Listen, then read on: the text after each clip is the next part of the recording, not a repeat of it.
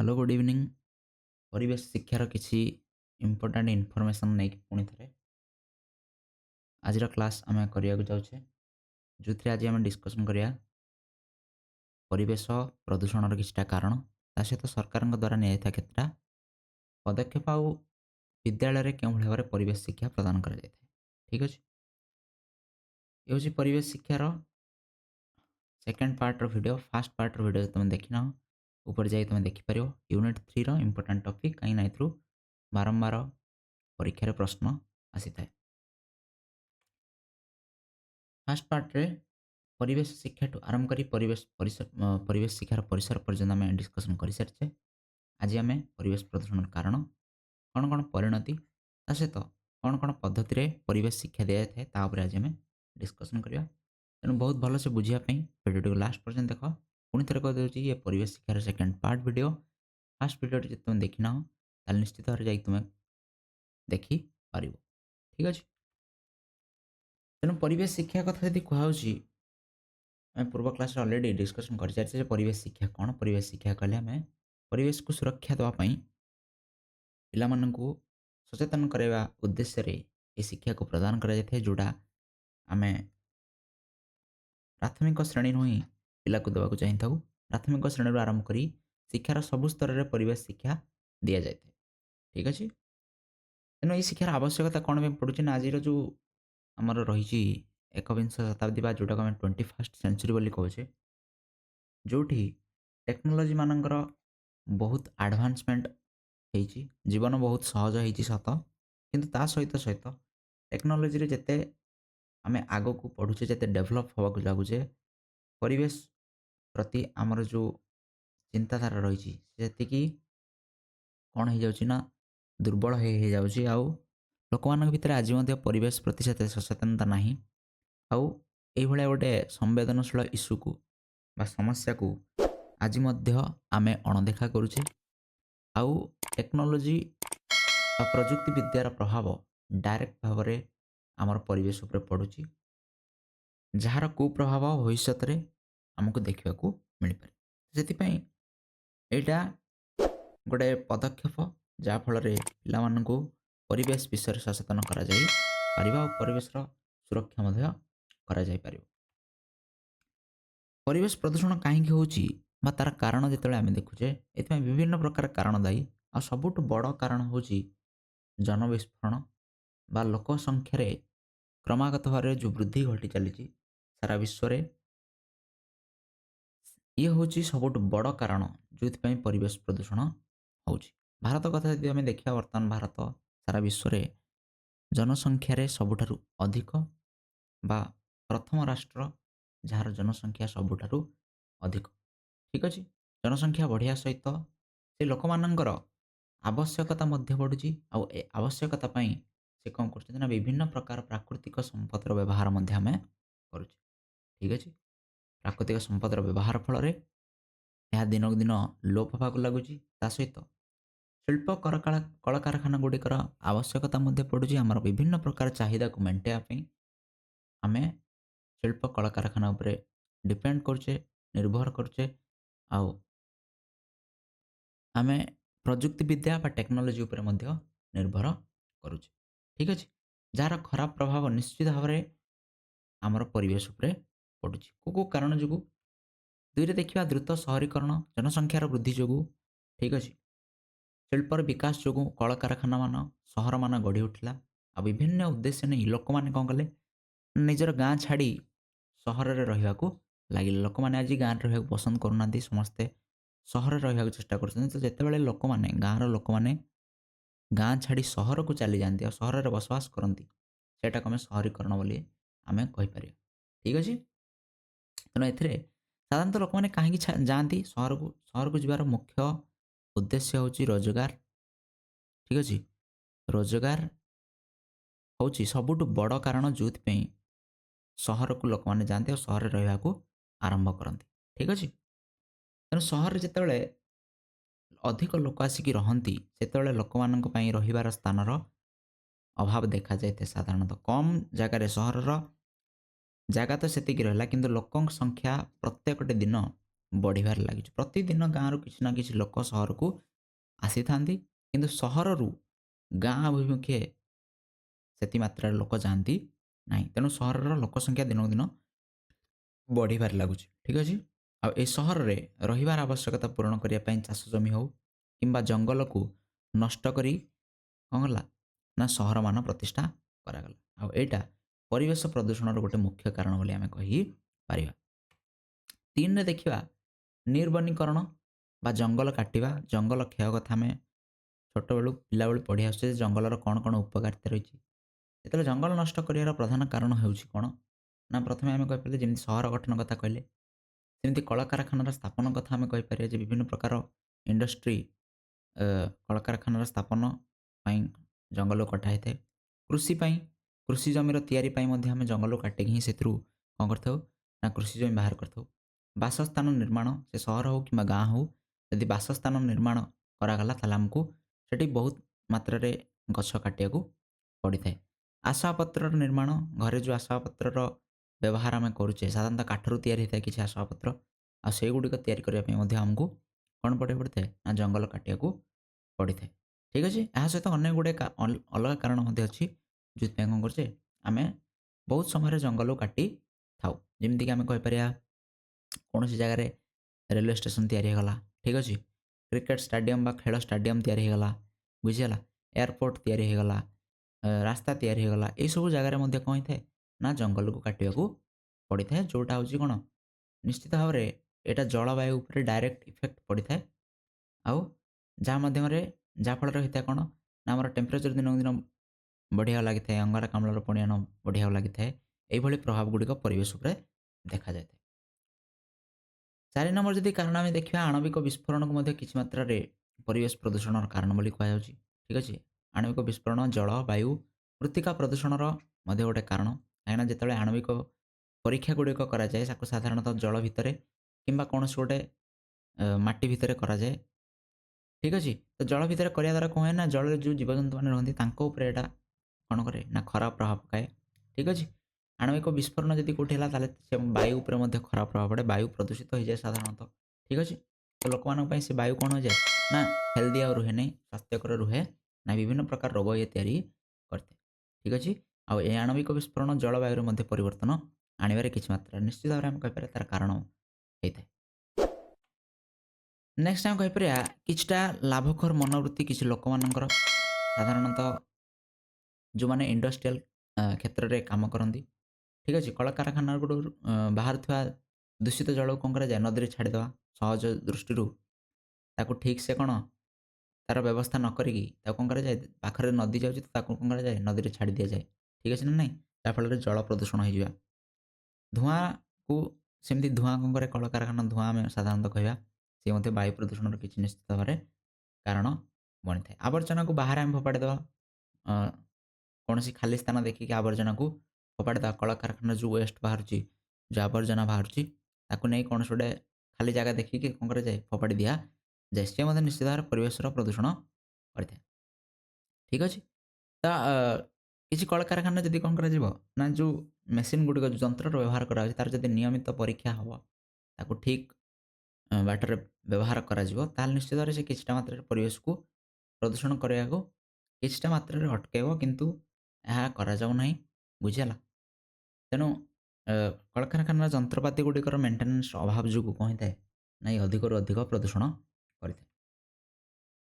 ଠିକ୍ ସେମିତି ଯୋଜନା ପ୍ରସ୍ତୁତିରେ ପରିବେଶ କ'ଣ ଦେଖିବା ବିଭିନ୍ନ ପ୍ରକାର ଯୋଜନା ଯେତେବେଳେ ପ୍ରସ୍ତୁତ କରାଯାଉଛି ଯେମିତି ଆମେ ଜଷ୍ଟ ଟିକେ ପୂର୍ବରୁ କହିଲେ ଲୋକମାନଙ୍କର ଚାହିଦା ପୂରଣ କରିବା ପାଇଁ ବିଭିନ୍ନ ପ୍ରକାର ଯୋଜନା ଯେମିତିକି ରାସ୍ତାଘାଟ ତିଆରି କରିବା ହେଇଗଲା, କୌଣସି ଜାଗାରେ କେନାଲ ତିଆରି କରିବା ହେଇଗଲା।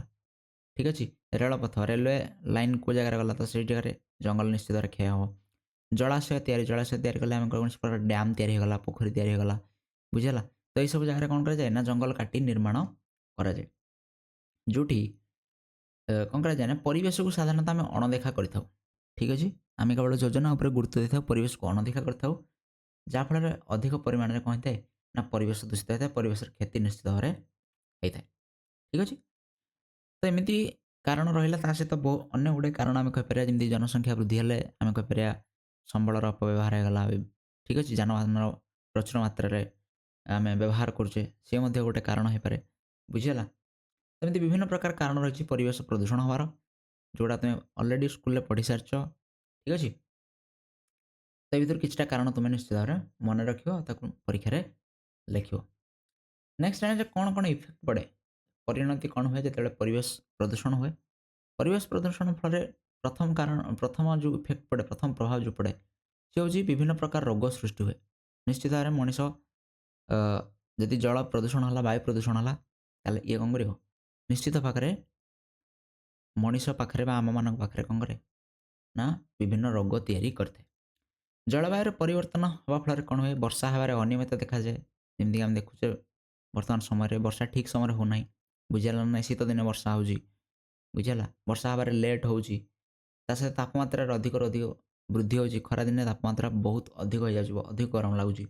ଠିକ୍ ଅଛି। ମୃତ୍ତିକାର ଅନୁର୍ବରତା ମଧ୍ୟ ବୃଦ୍ଧି ହେଉଛି। ମୃତ୍ତିକା ଅନୁର୍ବର ହେଉଛି କେମିତି ନା ରାସାୟନିକ ସାରର ବ୍ୟବହାର ଆମେ କରୁଛେ, ବା ବନ୍ୟା ଆସିଲା କିମ୍ବା ପାଣି ଆସିବା ଫଳରେ ଯେହେତୁ ଜଙ୍ଗଲ ନାହିଁ, ମୃତ୍ତିକା କ୍ଷୟ ହୋଇଯାଉଛି। ତ ଏଇଭଳି ଭାବରେ ଏଇଟା ମଧ୍ୟ ପ୍ରଭାବ ପଡ଼ୁଛି। ତା ସହିତ ବିଭିନ୍ନ ପ୍ରାକୃତିକ ସମ୍ବଳର ଅଭାବ ମଧ୍ୟ ଧୀରେ ଧୀରେ ଦେଖାଗଲା, ଯେମିତି ପେଟ୍ରୋଲିୟମ ହେଇଗଲା, ବୁଝିଲା। ପେଟ୍ରୋଲର ଦାମ ବଢ଼ିବାର କାରଣ ହେଉଛି ସେୟା ଯେ କ'ଣ, ପେଟ୍ରୋଲିୟମର ଅଭାବ ଦେଖାଯାଉଛି। ଅଧିକରୁ ଅଧିକ ବ୍ୟବହାର, ଆମେ ପ୍ରଚୁର ମାତ୍ରାରେ ପେଟ୍ରୋଲ ବ୍ୟବହାର କରୁଛେ। ଠିକ୍ ଅଛି। ତେଣୁ ବିଭିନ୍ନ ପ୍ରାକୃତିକ ସମ୍ବଳର ଅଭାବ ମଧ୍ୟ ଦେଖାଯାଉଛି। ଭବିଷ୍ୟତରେ ମଧ୍ୟ ଏହାର ଅଭାବ ଆହୁରି ମଧ୍ୟ ହେବାକୁ ଅଛି। ତାପମାତ୍ରା ବୃଦ୍ଧି, ଟେମ୍ପରେଚର ଅଧିକ ହେବା ଫଳରେ କ'ଣ ନା ଜୀବନ ନିଶ୍ଚିତ ଭାବରେ କିଛିଟା ପ୍ରଭାବ ପଡ଼ୁଛି ଆମ ଉପରେ। ଯେମିତି ଆମର ଗୋଟେ ଅଛି ଯେ ମେରୁ ଅଞ୍ଚଳରେ ଯେଉଁ ବରଫ ଗୁଡ଼ିକ ଅଛି ଆମର, ବୁଝିଲା, ଯେଉଁ ଗ୍ଲାସିୟର ବୋଲି ଯେଉଁଟା ଆମେ କହିଥାଉ, ସିଏ ମଧ୍ୟ କ'ଣ ଅଧିକରୁ ଅଧିକ ତରଳି ଯାଇପାରେ, ଯେଉଁଟା ସମୁଦ୍ରର ଜଳପତନରେ ବୃଦ୍ଧି ହୋଇପାରେ। ଠିକ୍ ଅଛି। ତାପମାତ୍ରା ବୃଦ୍ଧି ଯୋଗୁଁ ଜଳାଶୟ ଗୁଡ଼ିକ ଶୁଖିଯାଉଛି, ଯାହାଫଳରେ ଜଳର ଅଭାବ ମଧ୍ୟ ଦେଖାଯାଉଛି ଲୋକମାନଙ୍କୁ। ଠିକ୍ ଅଛି। ସେଭଳି କିଛିଟା କ'ଣ କନସିକ୍ୱେନ୍ସେସ୍ ବା ପରିଣତି କାହାକୁ ଭୋଗିବାକୁ ପଡ଼ୁଛି ନା ଆମକୁ ଭୋଗିବାକୁ ପଡ଼ୁଛି। ତେଣୁ ଆମକୁ ନିଶ୍ଚିତ ଭାବରେ ସଚେତନ ହୋଇଯିବା ଦରକାର ଏହି ସମୟରୁ, ଯାହାଫଳରେ ଏଇ ଯେଉଁ ପରିବେଶ ପ୍ରଦୂଷଣକୁ ଆମେ କିଛି ମାତ୍ରାରେ କ'ଣ କରିପାରିବା, ଅଟକାଇ ପାରିବା। ତ ଏଇଟା ପିଲାମାନଙ୍କୁ କେମିତି ଦିଆଯାଇଥାଏ, ପରିବେଶ ଶିକ୍ଷାକୁ କାର୍ଯ୍ୟକାରୀ କରିବା ପାଇଁ କିଛିଟା ପଦ୍ଧତି ରହିଛି। ପିଲାମାନଙ୍କୁ ଦୁଇ ପ୍ରକାର ଉପାୟରେ ଆମେ ପରିବେଶ ଶିକ୍ଷା ଦେଇଥାଉ। ପ୍ରଥମେ ହେଉଛି ଆନୁଷ୍ଠାନିକ ଉପାୟ, ଆଉ ଗୋଟେ ହେଉଛି ଅଣଆନୁଷ୍ଠାନିକ ଉପାୟ। ପ୍ରଥମେ ଆନୁଷ୍ଠାନିକ ଉପାୟକୁ ଦେଖିବା।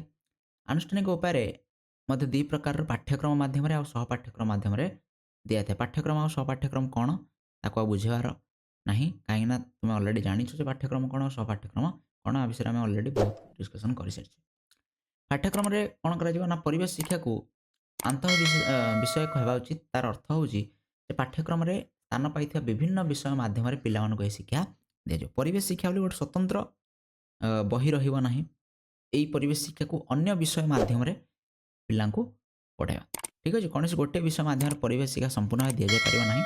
ତେଣୁ ବିଭିନ୍ନ ବିଷୟର ଅଧ୍ୟାୟ ଗୁଡ଼ିକରେ ପରିବେଶ ଶିକ୍ଷା ନିର୍ଦ୍ଦିଷ୍ଟ ଏବଂ ସ୍ୱତନ୍ତ୍ର ଭାବରେ ପିଲାମାନଙ୍କ ଆଗରେ ଦିଆଯିବ। ଠିକ୍ ଅଛି। ଯାହାଫଳରେ ପିଲାମାନେ ପରିବେଶ ସୁରକ୍ଷା ପାଇଁ ସଚେତନତା ଆଗ୍ରହ ସୃଷ୍ଟି କରିବେ। ପ୍ରାଥମିକ ସ୍ତରରେ ଯେମିତି ଆମେ କହିଲେ ଯେ ପ୍ରାଥମିକ ସ୍କୁଲରେ ସାମାଜିକ ବୋଲି ଗୋଟେ ବିଷୟ ଅଛି, ସାମାଜିକ ଶିକ୍ଷା ହେଇଗଲା।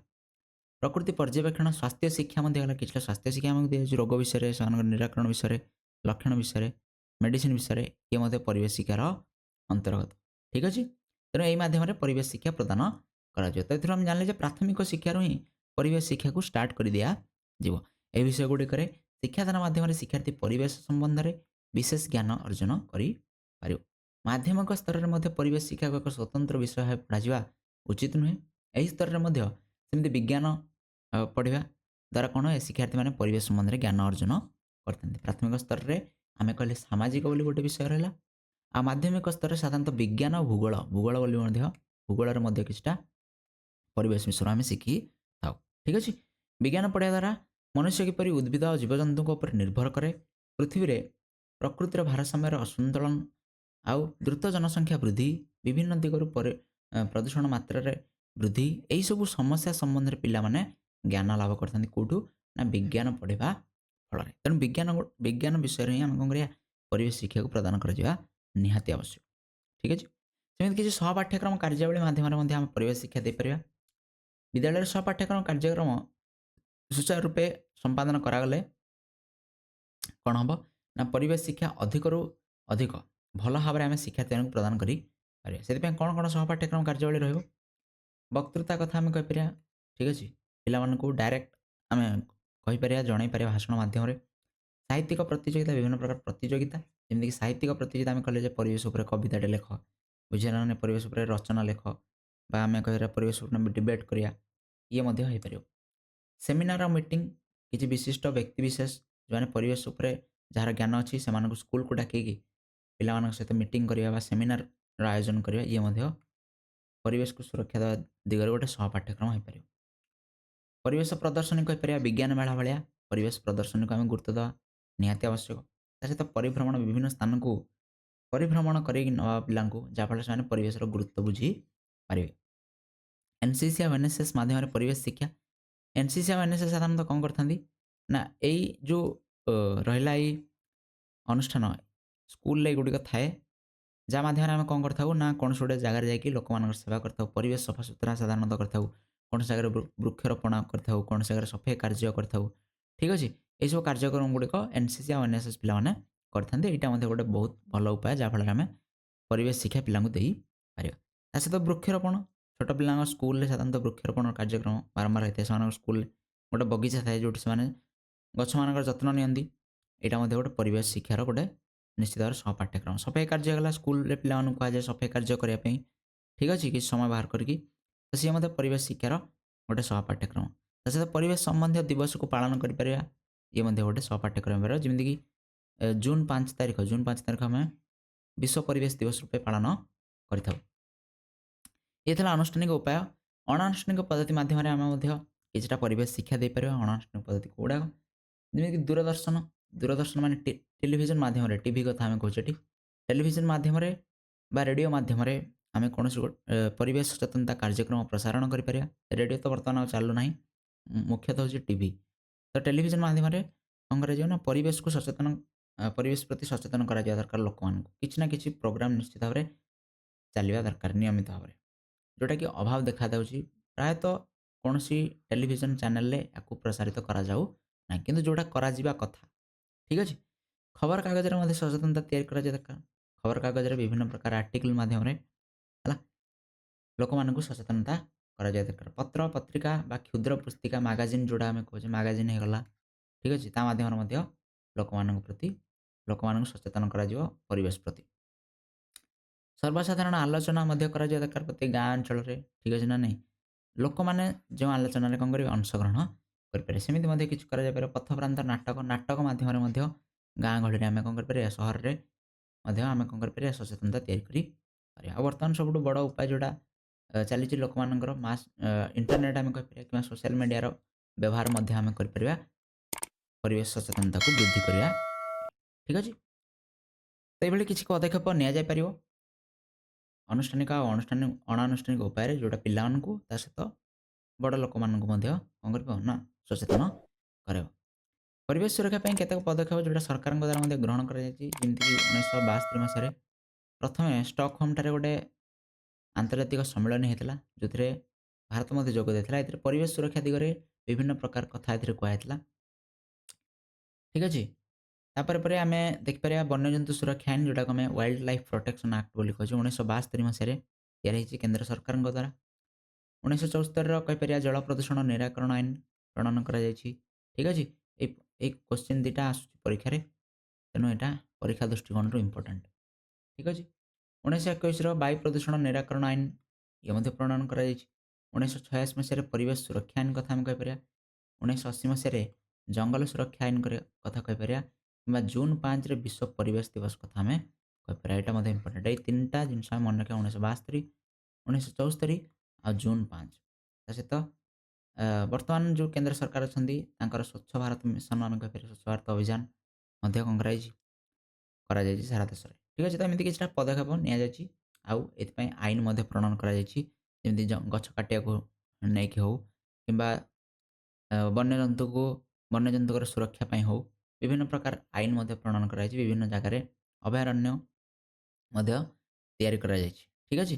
ସେଭଳି କିଛି ପଦକ୍ଷେପ ସରକାର ମଧ୍ୟ ନେଇଛନ୍ତି କ'ଣ କରିବା ପାଇଁ ନା ପରିବେଶ ସୁରକ୍ଷା କରିବା ପାଇଁ। ଠିକ୍ ଅଛି? ଯାହା ହେଉ ନା କାହିଁକି ଆମେ ନିଶ୍ଚିତ ଭାବରେ ପ୍ରାଥମିକ ସ୍ତରରୁ ପରିବେଶ ଶିକ୍ଷାକୁ ପିଲାମାନଙ୍କୁ ଦିଆଯିବା ଦରକାର ଯାହାଫଳରେ ସେମାନେ ଭବିଷ୍ୟତରେ ପରିବେଶର ଅଧିକରୁ ଅଧିକ ସୁରକ୍ଷା କରିପାରିବେ ବା ଲୋକମାନଙ୍କୁ ସଚେତନ ସେମାନେ ମଧ୍ୟ କରିପାରିବେ। ତ ଏଇଟା ପ୍ରାଥମିକ ସ୍ତରରୁ ଦିଆଯିବା ନିହାତି ଆବଶ୍ୟକ। ଠିକ୍ ଅଛି? आशा करुच्ची समस्ते बुझीपार टपिक टू परीक्षा दृष्टिकोण इम्पोर्टाट निश्चित भाव में ठीक अच्छे आर दुईटा पार्ट आसला दुईटी पार्ट को आशा करुच्ची तुम समस्त भलसे देखिथ बहुत बहुत धन्यवाद नेक्स्ट क्लास देखा तेणु जब भिडियो भल लगे निश्चित भाव लाइक करवा सेयार करवा सांग सहित आउ सब्सक्राइब करी आम बेल आइकन निश्चित भाव प्रेस करा जहाँफल नियमित वीडियो तुम पाखक नोटिफिकेशन जाई पारिबो।